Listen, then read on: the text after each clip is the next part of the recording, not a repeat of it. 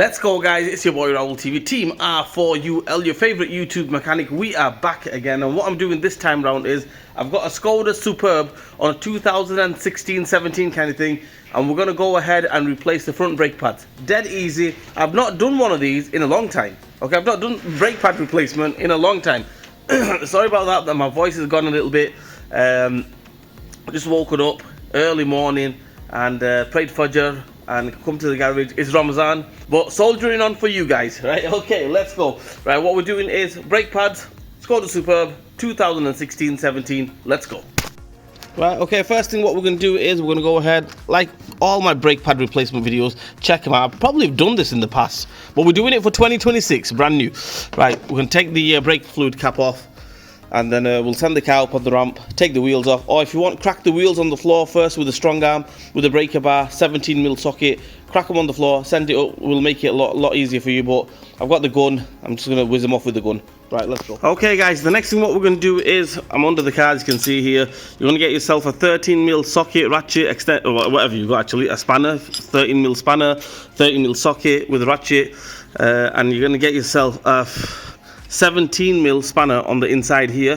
I'm going to go ahead and take that off. So basically, this is what you're going to do. You're going to, obviously, you need two hands. I'm holding the camera with one hand. So 13mm socket, everything on that one. The 17mm spanner on the inside one, and all you do, can you see it comes off, but obviously I need to hold the spanner with the other hand. Take that off, take the top one off as well, this one here, and then take the caliper off. Let's go. Okay, guys, so after we take the two bolts off, I know eagle-eyed viewers are going to say, oh, you started off on the passenger side, how come you're doing the driver's side? I started off on the passenger side, okay, UK, then I thought, you know what, I'll do the driver's side, because on the driver's side you've got a sensor, and I'll show you guys how to take the sensor, everything off. Right, so first things first, with the sensor, you get yourself a little flat screwdriver, or a pick, or whatever you've got. So as you can see, I've got a little flat screwdriver. Just put it in between there, and that should just flick off like that. There we go.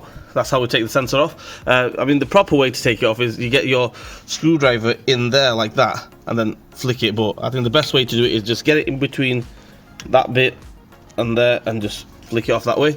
Right, that comes off. Now what we'll do is we'll just take the caliper off.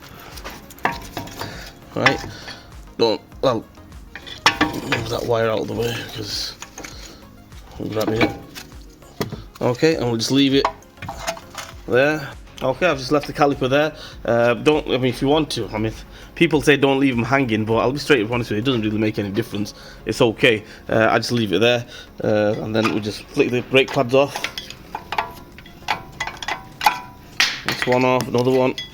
They might put up a little bit of a fight. You might need to hammer them off. They might just come off. Make sure these sliders are nice and free. We'll get the wire brush, give that a clean out, wire brushing and brake cleaner. And yeah, then what we'll do is we'll push the piston, the caliper piston, back in, and replace the brake pads. Let's go.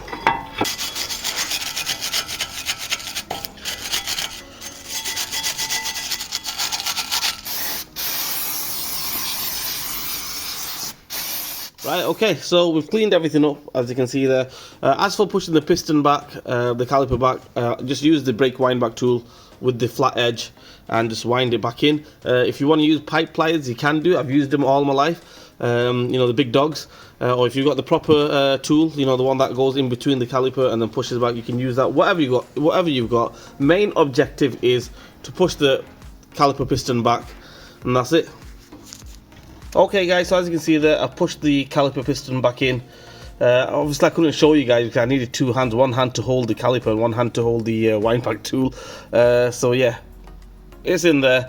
Check my other videos out. I'm pretty sure I've shown you guys how to replace them on I mean, push them back on the other videos. So yeah, let's get the new brake pads on. Let's get this job done. Let's finish it off. Let's go. Okay, guys, right, sit rep. As you can see there, I put the inner pad on. I thought I'll show you how to put the pad on the outer one, because the inner one is hard to get the camera in there and everything. Right, I'll be straight up honest with you, I've learned the hard way with these pads, okay? These VW, Skoda, Seat pads. Right, see these clips on the top here? This clip there? In the past, I used to squash them, okay? Squash them so I can get them in there, right? Nice and easy. Don't do that, because what happens is, if you squash them, they start rattling around. Okay, the brake pad, brakes work and everything, but every time you press the brake, it starts giving you like a clicking noise. So I know it's not right, okay, and I'm going to be a little bit drastic, as you can. Just bear with me, right? You will put the pad on like this, okay, right, and we basically just push it. So if we push it and we force it on, so it won't go on, as you can see there. What I'm going to do is I get the hammer and just give it a little tap on the edge of the pad, so it doesn't squash it, so basically it just goes on, okay. And I know pads are supposed to be nice and free. These ones are supposed to be nice and free, but they're supposed to have a lot of tension on these pads, okay, so they don't click about and start messing about. I'll see if I can put this camera on a stand and I'll show you guys what I do. Okay guys, so as you can see here, I've got the brake pad on there, right? So if you're strong enough, just give it a little push and it should just go in. But obviously if you're not strong enough, what we do is we hold the brake pad there, okay, and just give it a little tap on the edge of the brake pad. See, it goes in there. Another one here. Right, as you can see there, right? Well, that's too tight, okay? The brake pad is absolutely seized up there, which is not good, right? So what I normally do is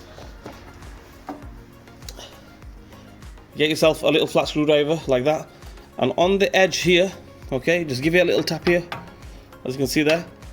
One tap there, little tap there, another tap there. Just see that on again. And as you can see now, the brake pad now is nice and free. Yeah, a little bit of movement there. Yeah, that's what we want. We don't want to squash these and get them on nice and free. Okay, then they start rattling, right? You just want that little bit.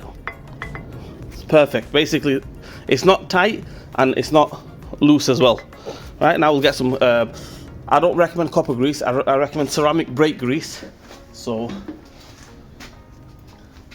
ceramic brake grease on there.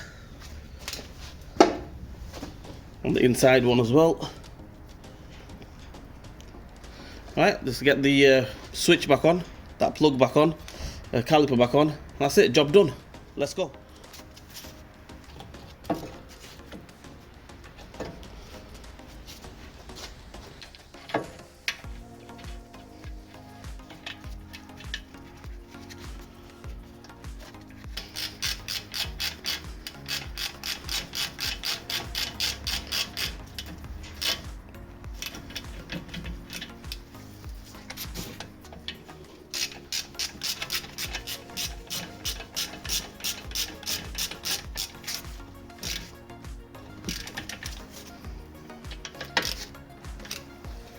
Okay guys, brake pads are all done.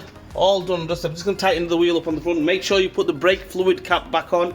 Make sure you pump the brakes before you go out on a test drive. The last thing you want is you press the brakes first time round and you got nothing. Okay, so make sure you pump the brakes, make sure it's nice and, you know, firm and everything. And yeah, that's it. I hope this video helps you guys out. If it didn't help you guys out, I'm sorry. Trying my best. Please like, share, and subscribe to my channel. Hit the bell button for me. Leave a comment in the comment section. I know what you guys are thinking.